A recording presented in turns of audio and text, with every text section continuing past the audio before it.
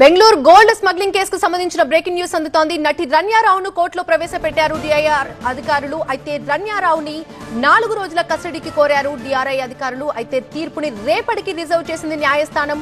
రన్యారావు 27 సార్లు దుబాయ్కి వెళ్లినట్టుగా గుర్తించారు. ప్రతిసారి ఒకే డ్రెస్ వేసుకొని వెళ్లినట్టుగా గుర్తించారు.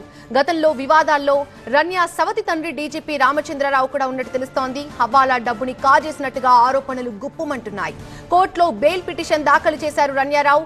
దేశవ్యాప్తంగా సంచలనం సృష్టించిన బెంగళూరు గోల్డ్ స్మగ్లింగ్ కేసు పూటకో మలుపు తిరుగుతోంది. 15 కేజీల బంగారాన్ని స్మగ్లింగ్ చేస్తూ పట్టుబడ్డ నటి రన్యారావు విచారణలో సంచలన విషయాలు వెలుగులోకొచ్చాయి.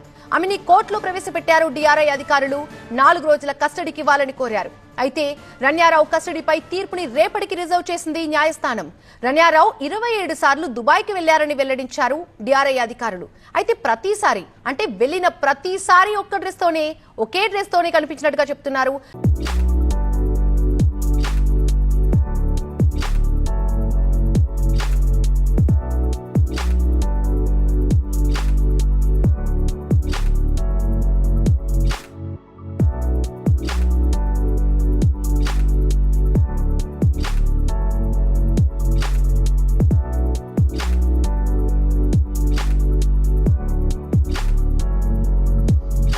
దుబాయ్కి ఆ డ్రెస్ లోనే వెళ్లారని, అందులోనే గోల్డ్ స్మగ్లింగ్ చేసినట్టుగా తెలిపారు.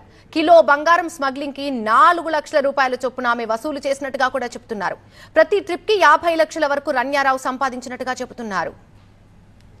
ఈ వ్యవహారంతో తనకు సంబంధం లేదని రన్యారావు సవతి తండ్రి డీజీపీ రామచంద్రరావు చెబుతున్నారు. తన కెరీర్ లో మచ్చ లేదని ఆయన చెబుతున్నారు. కానీ రామచంద్రరావు కూడా గతంలో పెద్ద వివాదంలో ఇరుక్కున్నారు.